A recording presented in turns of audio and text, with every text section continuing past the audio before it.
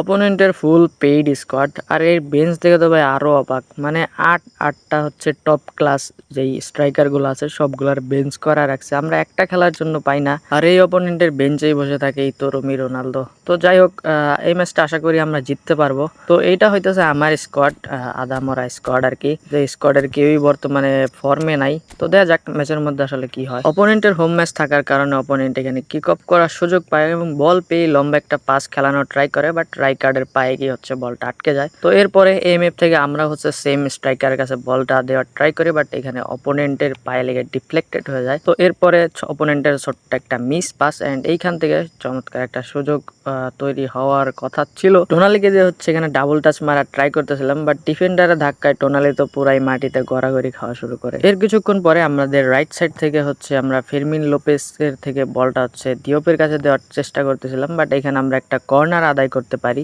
তো এই কর্নার থেকে হচ্ছে আমাদের যে সিবি আছে গ্যাব্রিয়েল ম্যাগালেস চমৎকার একটা হেড এখানে গোল করে ফেলে। তো আমরা হচ্ছে 12 মিনিটেই 1-0 গোলের একটা লিড পেয়ে যাই। এর কিছুক্ষণ পরে 17-18 মিনিটের দিকে টোনালির থেকে দিওপের কাছে বল এন্ড দিওপের একটা স্টানিং, যদিও এটা মনে হয় অফ টার্গেট হয়তো, গোলকিপার সেভ না দিলেও।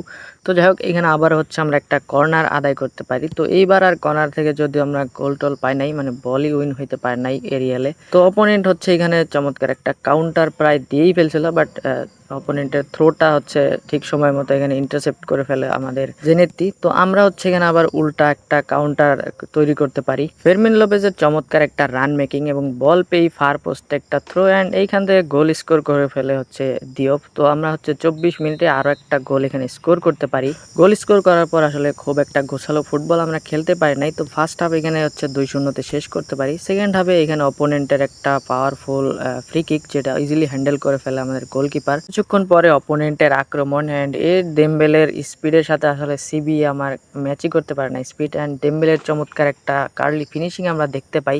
তো এরপরে আসলে খুবই অগোছালো ফুটবল দুই দলই খেলতেছিলাম, কোনো প্রকার হচ্ছে চান্স দুই দলের কেউই আমরা হচ্ছে ক্রিয়েট করতে পারি নাই। আর এই ম্যাচটা 2-1 গোলেই শেষ হয়, যদিও কষ্টের যেহেতু একটা জয় ছিল, বাট আমরা যে কোনোভাবে হোক ম্যাচটা বের করতে পারি। তো যাই হোক, এই ম্যাচে আমাদের হচ্ছে এমভিপি হয় দিওপ। তো এই ম্যাচটা আমরা এখানেই শেষ করতেছি, দেখা হবে পরবর্তী কোনো ম্যাচে। ততক্ষণের জন্য বাই বাই, ভালো থাকবেন সবাই, সুস্থ থাকবেন।